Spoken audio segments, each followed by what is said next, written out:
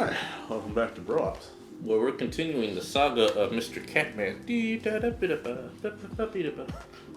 That's not the... Catman. What the fuck are you talking about? Okay, she survived being an idol, even managed to graduate and start a solo career. She sounds like someone who could take care of herself. Don't you think so? She's not ready. I don't want her to get hurt. There's a lot of bad people out there. People that want to take advantage of her. You are her father. I understand you might be worried. However, you shouldn't hinder her from achieving her dream. I just want what's best for her. Is it really what's best, though? I think she's born to soar. She's just a girl. And what does that mean? My little girl. Seriously? That's your argument? I didn't mean to sound that way. It's The diabetes. the diabetes makes me talk like that.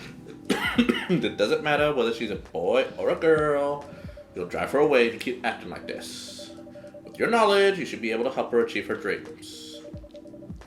I was once a stubborn young girl too. Maybe I can give you a little advice on how to handle rebellious teens. I'd love to hear it. Is it okay if I stay a little bit longer, Bob Ross? Take all the time you need. And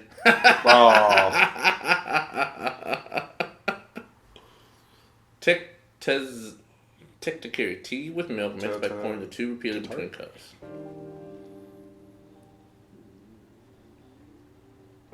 Dude, your stomach is doing some crazy shit right now. It's like...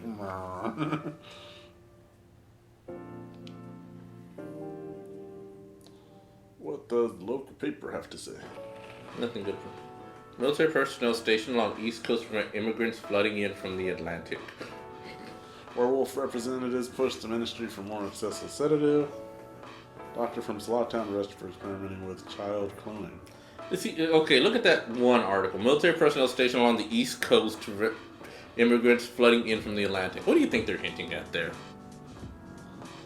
You know exactly what they're hinting at there. I have issues with that. It should be a game. Make stuff up. Don't incorporate what's it called real life into it. I play games to escape real life. Thank you very much. Are you sure that would be okay? What? I mean, it'd be really hard to pull off. What you talking about? Ooh. But it's something that'll make the story different. Different isn't always good. It's a neat concept. You need to handle it carefully. What are they talking about? Basically, I guess there's book or story. I don't know what's in there. I know. Oh, we should check the phone app. Hey, Gala! Napa! Snappa.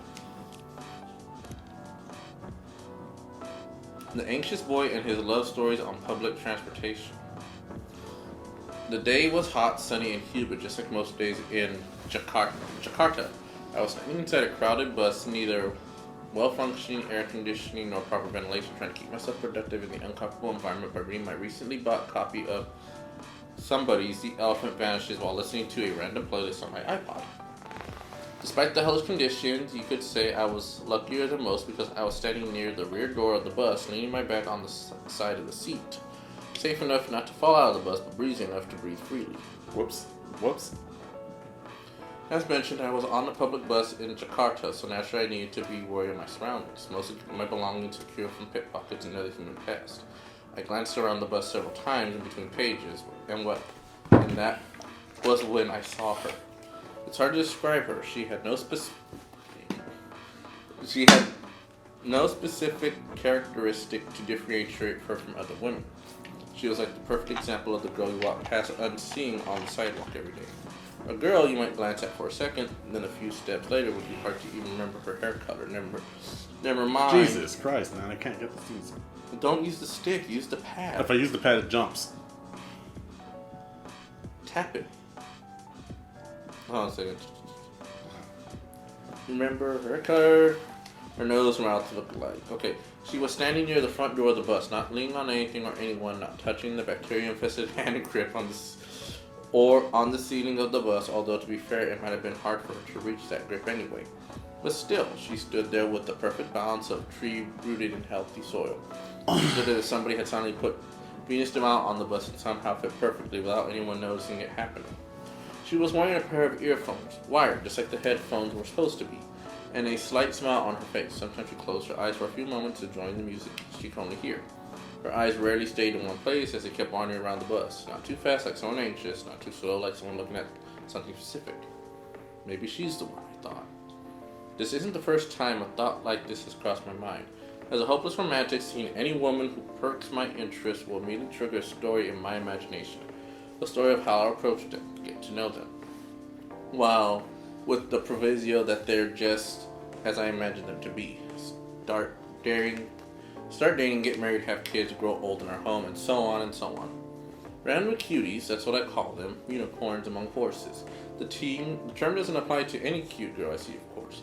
It has to be someone special, or at least someone I imagine to be special. The thing is, automatically imagining those stories whenever I happen across a random cutie isn't healthy. It puts a toll on my mind and, of course, my heart. It creates a lot of unhealthy expectations for any opportunities ever arise. Oh shit. She looked at me. We made eye contact for a brief flash of a second. I immediately returned to my book. Did she notice me staring at her? Did she see what I was thinking? My mind won't stop spinning, overthinking when my pulse beats double time in my ears. I continue staring at my book with what just happened. I obviously can't read it properly. My eyes were looking at the words, but nothing was being processed other than thoughts of her. I glanced back at her. She was staring at me. Eye contact more than once. It had to mean something. Should I approach her and introduce myself? Yes, I should. But what if things go wrong? What if the worst thing that could happen if we introduce ourselves? First, it's a crowded bus, and moving from the rear door to the front will definitely annoy some people. Second, what if after we approached her, she becomes annoyed and, oh come on, you're overthinking as usual. Nothing bad will happen even if she does get annoyed. Don't dismiss me. Nothing bad will happen. Well, she might scream and say I'm a pervert, and then on the whole, the bus will beat me to death. Oh, and the worst option, what if we introduce ourselves and it turns out it's not like what we imagined her to be at all? All the time and the energy will be wasted in exchange for years of agony. Oh, for everything will be fine. Don't worry so much. No matter what happens second, we still have to try something first. No, there's still too much at risk. The debate is still raging inside my head here. And that's when it happens. We make eye contact again, but this time lasts longer in a few seconds. And then she smiled at me. Just a small curve on those perfectly average beautiful lips. I quickly returned to my book. See, you have to say something. But remember the girl with the violin we saw on the train at something a few years ago? Of course I remember. Exactly. She was just a random person that sat across from you on the train. We don't even remember what month it was, and yet we still remember the maroon coat she was wearing and the violin case she put on the overhead compartment, her reddish hair in that pixie cut. Her stop it, that was different. And we might have saved ourselves a lot of embarrassment by not talking to her. The thoughts, the noise, the internal dialogue, it won't stop. I was sweating, not because of the heat, a cold sweat. This had to stop. Stop, I screamed internally. Everything stopped, and just in time, my old iPod randomly shuffled to explosions in the space. The only moment when we were alone. I cranked up the volume, put my book in my bag, and just breathed. Yet I might lose the one chance to meet the one by doing this. But at least as long as I don't know her, she's perfect. As far as I know, she might be listening to Explosion in Space as far as I know. As far as I know, she might be a big fan of Harakumi and Final Dreams 9. As far as I know, she might be single. As far as I know, she might be 100% perfect match for me that I believe can't exist if my knowledge of her goes any further than what I know right now. Besides, as the old saying goes, if it's meant to be, it will be. The bus stopped in front of the Plaza Sinayan, my destination. It was time for me to go. I decided not to look in her direction as I left, knowing that if I looked at her, it would be the last time I ever saw her. That's too hard for a hopeless romantic like me. I left the bus and enjoyed it, the warm sun and the breeze of fresh air. Finally, out of the metal Schrodinger's box. And that's when it happened. I turned my head to the right, and there she was, standing alone, enjoying the breeze. Now she was free from the rusty metal box we humans named Bus. She turned her head to the left, showing me a glimmer of surprise at seeing me standing there. After that, she smiled.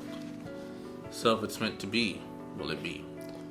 Exposition. Fucking hey, man. That was a long one. Wow. That was deep. Don't get me wrong. It was a good story. That was a long story. Whew.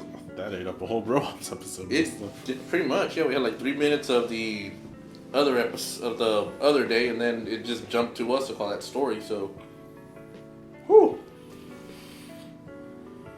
Alright, so I guess next time on Bro Ups. Yep, next time on Ropes. We find out what Gala's here.